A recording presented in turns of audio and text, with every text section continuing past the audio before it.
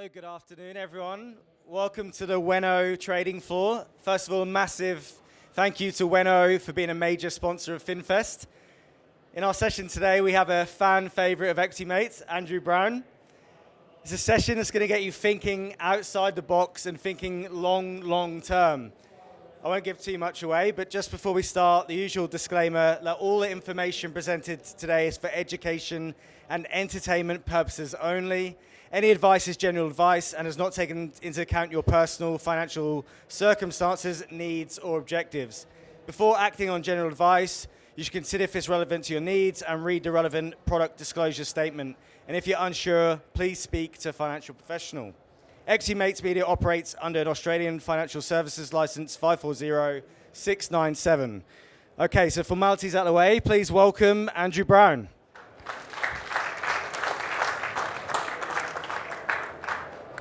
Thank you so much. It's a real pleasure to be here. Not done too many presentations in the round, so if I don't engage with you on eye contact all the time, my apologies. Investing is fun. It's exciting, and it's dangerous if you don't do any work. That's one of the 25 golden rules. In fact, it's the number one golden rule of the legendary fund manager from the 1980s, Peter Lynch, who ran the Fidelity Magellan Fund. And I want you to keep that in your mind through the whole of this presentation, because it's very much premised on that. Because I've been in this game 40 years, and I read a lot. And yet 4 months ago, I accidentally discovered a story that is somewhere between 70 and 150 years old. And it's been right under the radar, and very few people know about it. And I want to use that story today, in the first half of my presentation, to segue into some things that you can really take away. What do I mean by that? Well, I'm not very ambitious. So I hope at the end of 25 minutes, you will walk away with a philosophical and psychological platform that you can use for the rest of your investing lives. And some resources you can go to as well. Okay, so nothing ambitious whatsoever. So let's kick off with one of the most fundamental questions in investing. Has anyone ever said to you, you have dog breath?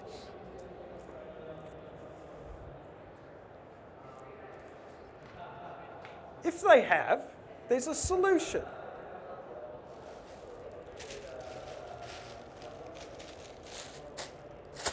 Chemist Warehouse. So you go to Chemist Warehouse because you want to sort out your dog breath. But when you get into Chemist Warehouse, what's the second question you ask yourself? The second question you ask yourself. The second question you ask yourself, because it's such an amazing place, is who the hell owns this? Well, the answer is Jack and Sam Gantz and the Mario Verocci families. And it's doing quite well. It's got 350 stores, and each of the families bought themselves a $40 million Ponderosa in the last 3 years. So it's probably doing pretty well. So what's the third question you ask yourself when you're in Chemist Warehouse rummaging around? Is it a publicly listed company? Unfortunately, no, it's not. Okay. But that doesn't stop you learning about it, because there's all kinds of podcasts about it, there's all kinds of articles about it on the internet, there's all kinds of stuff written about it, because it's one of the most successful retail businesses in Australia. It's gone from nothing in 2000 to having 26% of the pharmaceutical retail market in Australia in a 20-year period.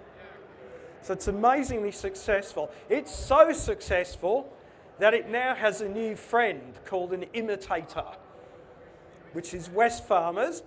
And Wesfarmers, as you know, owns Bunnings, it owns Officeworks, two of the best retail businesses in Australia. Bunnings is probably the best.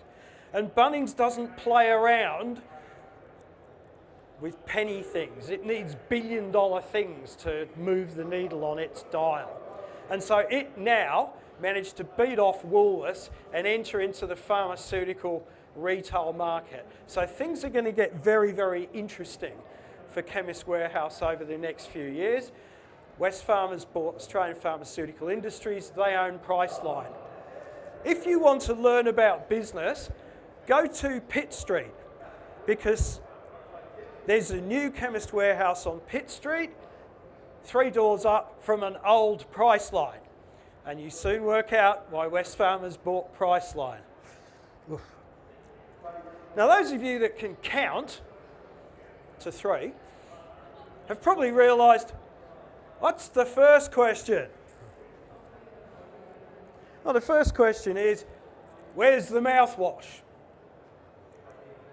So while you're rummaging around, if you're a female, at all the bankrupt Revlon stock in Chemist Warehouse, or if you're a male, you might be rummaging around at all the Channel stuffed Sukin organic stuff elsewhere. When you get to Pitt Street Chemist Warehouse, you get to aisle 4, and aisle 4 has mouthwash. Okay, and when you get to aisle 4, you are confronted by a wall. A wall of this stuff. Why are you confronted by a wall of this stuff? Because it's been around since 1861, and it has 37% of the global oral mouthwash market. So it's probably a fair bet if you've got dog breath, it works and gets rid of it. And I want to tell you the story of Listerine. Listerine was created by an American doctor called Dr. J.J. Lawrence in the 1860s. He was part of the American Civil War. Okay? And he created this stuff as an antiseptic for wounds. Didn't take off. So he had to sell it, and he sold it to a bloke called John Wheat Lambert in 1881. And they had an agreement, and then they changed the agreement in 1884. And the agreement was that for every gross, now you're all millennials, so you have no idea what a gross is. A gross is 144. For every 144 14-ounce bottles of this antiseptic, as it was at this stage, that John Wheat Lambert would pay J.J. Lawrence $6 for every 144 bottles. Now, the agreement has a sentence in it, and the sentence says about the payment that the payment is hereafter that Lambert will pay the heirs, executors, or assigns. Okay, so keep those 4 words, hereafter, heirs, executors, or assigns. Now, the good news for Dr. Lawrence's heirs is that John Lambert's heirs were a hell of a lot smarter than his. Because John Lambert's son, in 1889, turned this lousy antiseptic into oral mouthwash. And the good news is that Victorian-era Americans hate bad breath as much as you guys do. And it just took off, and it went nuts.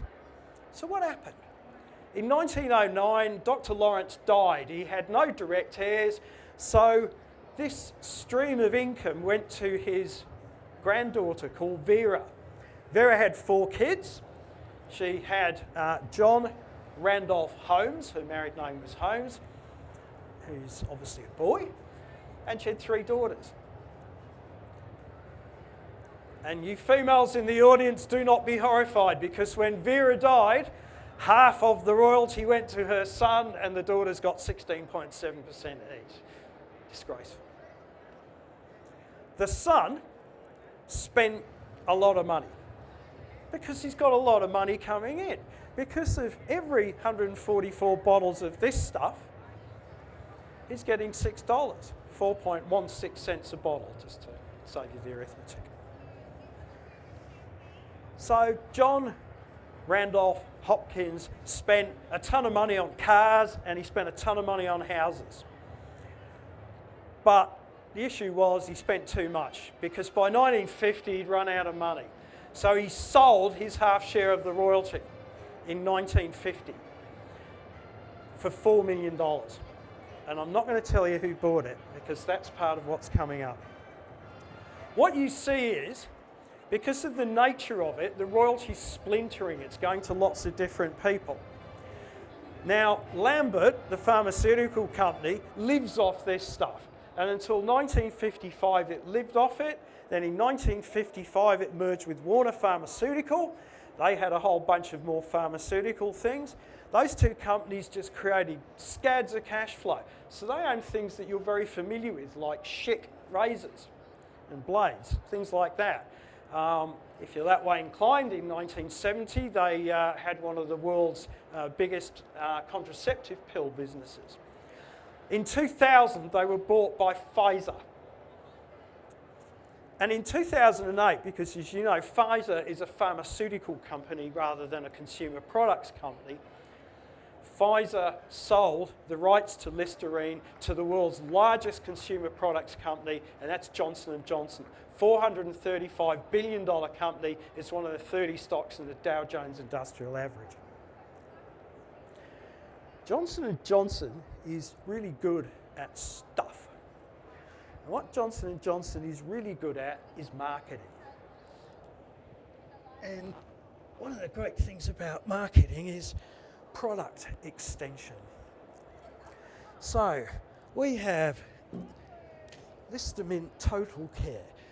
We have Listerine Zero. We have Listerine Cool Mint. And my favourite of all, which is probably available with vodka at the cargo bar later on at the end of this, is Listerine Limited Edition Cherry Blossom and Peach.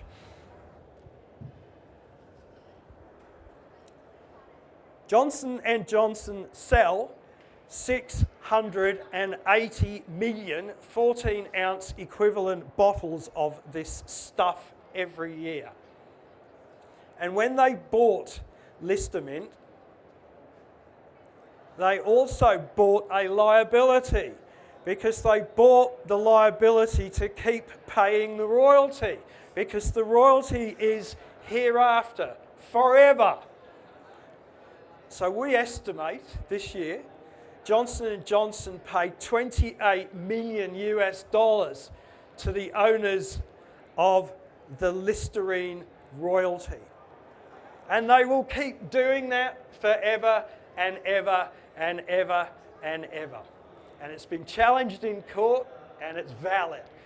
So every time you buy a bottle of Listerine, you know 4.16 cents is going to the owners of the royalty. Now, let's just stop and prop for 1 minute. I want to make 3 points so far in our presentation. The first is investment ideas are everywhere. I verbally assaulted this poor gentleman in the front here, okay? And we talk about bad breath. So we just look at bad breath and you think about going to Chemist Warehouse. Well, there's 2-3 sets of ideas there already, okay? If you think, if you read, if you listen, if you look, if you talk and ask. The second thing is royalties are amazing assets. Because what have the people who owned the royalty had to do to get this stuff to grow to 680 million bottles a year? Nada, absolutely nothing. Okay? So what you should do is look around for royalty investments. The biggest royalty investment company in the world is Franco-Nevada. It's a predominantly gold mining royalty company listed in Canada and the US, but it's also into oil royalties. Wheaton Precious Metals, which is mainly silver. But of course there's a royalty business in Australia as well, which is minerals based, which is Deterra royalties. You think BHP's iron ore capacity is growing and growing and growing, you want a free load on it? its main expansion area, mining area C, there is a 1.23% revenue royalty on BHP's iron ore from that area, and that lasts for at least 40 years. So try and look at investments where there's a royalty aspect to them. Maybe think about something like Transurban. Transurban's really a royalty. Once they've laid down the road, it's just an index-linked royalty. The third point I want to make at this juncture of our presentation is that hereafter is a really, really powerful word. Okay? It's a very, very powerful word, and what should make you think is, well, who owns this royalty now? Who owns this stuff? Well, as I told you, the grandson of Dr. Lawrence sold his royalty, or his half share, in 1950. Who bought it? Through an intermediary, it was bought by the Catholic Archdiocese of New York. And they held it for 16 years. Other holders of the royalty have included Wellesley College, which is in Boston and is the alma mater of a rather well-known wife of a prior US president and budding failed politician, Hillary Clinton. And one of the other owners is the Rockefeller Foundation. Okay? Haven't noticed them on the pool list recently. So it probably gives you a little bit of a clue as to who invests in stuff like this. Who does hereafter really, really well? Well, the answer, of course, is rich, dynastic families. In November 2012, the Harvard Business School did a piece. You can get it on the internet. It's called "What Can You Learn from Family Businesses?" And it looked at 149 publicly listed companies, so you can invest in them, that were controlled by a family either through shares or by management. They're mainly European and American. They ignored the Asian ones because a lot of the Asian businesses are Company A controls Company B, which controls Company A. So they have quirky shareholding structures. And that's true in Korea, it's true in Japan, and it's true in India. And as you well know, there are tons of billionaire families in all of those places. So this is very much European and American. And what they found with these publicly listed businesses is, number one, they did very well, but if you look at the screens, they have certain traits. The first is they're tight, they're really frugal. Much more so than a normal corporation, because it's their money they're spending. And in that same vein, they set a very high bar for new capital expenditure. They have low levels of debt. Some of the companies I'm going to show you have massive amounts of net cash. Imagine having massive amounts of net cash when the stock market's just fallen 30%. They make fewer acquisitions, not none, but fewer than the average management-run corporation. They're very diversified. They operate across multi-industries, as I'll show you. They're global, and they're really good at retaining their talent. Okay? Because they pay people properly, because they're a family-controlled business. They don't have to go through hierarchies of HR. I invest in these things, I observe them, I've studied them over a long period of time. I have 7 other traits. They're brilliant at capital management. When their shares are cheap, they buy them back. When money is cheap, they issue very long-term bonds at very low levels of interest. I'll show you a company that's got a 20-year bond at 1.6%. They tend to own insurance companies because insurance companies mean you get money up front and you don't pay it out for a long, long time into the future if you run them properly. They own enduring brands. They're prepared to sell if the price is right. I'll show you 2 examples. They're very transparent. They tell you a lot about what they do. They usually sell at a discount to what they're really worth because they can't get taken over. They're controlled by a family. And finally, as you're going to see, they might spend billions and billions of dollars on developing brands, but they sure as hell don't spend it on their corporate logo. So who are these people? that you can invest in and use the resources of.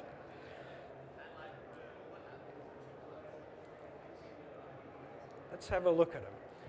The biggest, of course, is Berkshire Hathaway. It's controlled by Warren Buffett, 32% of the votes, 18% of the economic equity. Okay, it, as you know, has loads of enduring brands, things like See's Candy. I'm not going to talk about Berkshire because you should all know about it. You know where to go to get reams and reams of stuff. The second biggest on there is Walmart. Okay, retail, 324 billion. Berkshire's just over 600 billion market value of its equity. Walmart, obviously a dominant retail player in the US. They're diversifying a bit. Rob Walton, the Walton family, own half of Walmart. He's just bought the Denver Broncos NFL team for a record price for a sports team anywhere in America, $4.65 billion. The next one is really interesting. LVMH, Louis Vuitton Moet Hennessy. It is controlled by Bernard Arnault and his family. They have 63% of the votes, half of the economic equity. There are three brands in the name: Louis Vuitton, Moet, Chandon, and Hennessy. When the CAC 40 comes up on these scrolling screens, the number one thing on it, not the number one returner, it's got MC. That is the stock ticker for Louis Vuitton Moet Hennessy. It owns 72 other brands. Things you never heard of, like Tiffany, Tag Heuer, Hublot, Veuve Clicquot, Chateau Yquem, Bulgari. And for all you young ladies who I know go there, because I have a daughter, Sephora. Their main competitor is the top left, Richemont. Compagnie Financière Richemont, listed in Switzerland, $55 billion. It owns 20 brands: Cartier, Piaget, Jaeger-LeCoultre. It's made its money from tobacco, reinvesting the proceeds and cash flow of tobacco into enduring brands like that. It is 50% controlled by the Rupert family from South Africa. Investor, what a boring logo, created in 1919 by the Wallenberg family in Sweden. Still listed today. They publish quarterly net asset values. They virtually control Sweden. They're the biggest shareholders in things like SEB, a big bank, Ericsson, mobile phones. They own 11% of the NASDAQ stock exchange. And they own a ton of unlisted companies, one of which is called Molnica, which is the major competitor to Ansell, our company here in Australia making protective equipment. Then we've got Porsche. They've been in the news a bit recently.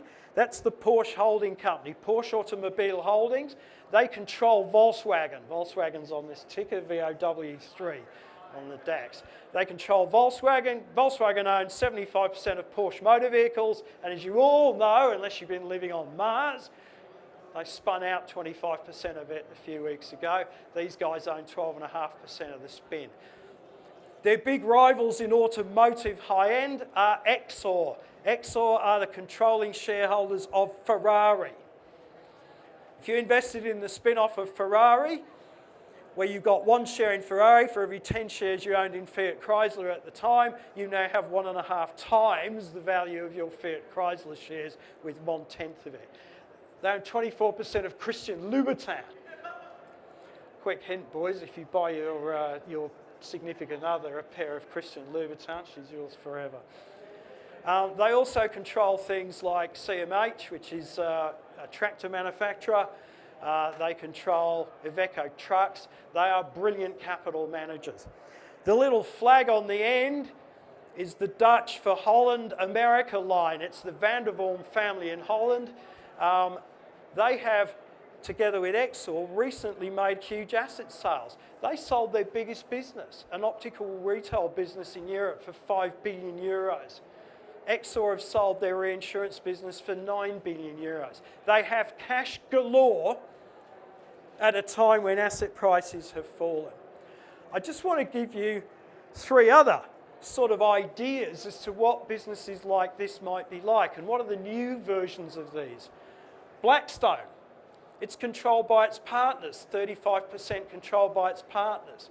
Okay? Blackstone, private equity, asset manager. The partners effectively are a family. Same with KKR, private equity, and a company that I've written about a lot, Virtue Financial, the second biggest market maker in US stocks. So, I have 4 lessons, now that it is 1:45, for you to go away with and take away from donating 25 minutes of your life to me. The first is, the annual reports of these companies are absolute treasure troves. Okay? You will get so many ideas from them about companies, about investing, about business. And of course, the annual reports cost absolutely nothing. They're all online, they're all on the internet, and if you don't understand it, get the LVMH one because it's full of pretty pictures. The second thought for you to take away is enduring brands are absolutely amazing investments, and wealthy families own tons of them. Okay? And that's how they make a ton of money and cash flow. The third is they all recognise the need to retest their thesis. You must have a thesis when you invest. You don't retest it every day or every week just because the market's up and down. You might retest it once or twice a year. But you do need to retest your thesis. But that's in the context of the last and final point, which I urge you to take away from today, and the reason we spend a bit of time talking about Listerine. If you make an investment, think about the fact that you want to hold that investment hereafter, forever. Okay? What makes it like that, what makes it so good, that you want to own that investment forever. And if you start thinking philosophically and psychologically like that, and you use some of that resource, and there's probably lots more out there, then I think that's going to help make you a much, much, much better investor than you probably are. I hope you found it useful. I hope you found it a little bit of fun. I hope you found it engaging, and I hope you got something to take away with you. Thanks for your time.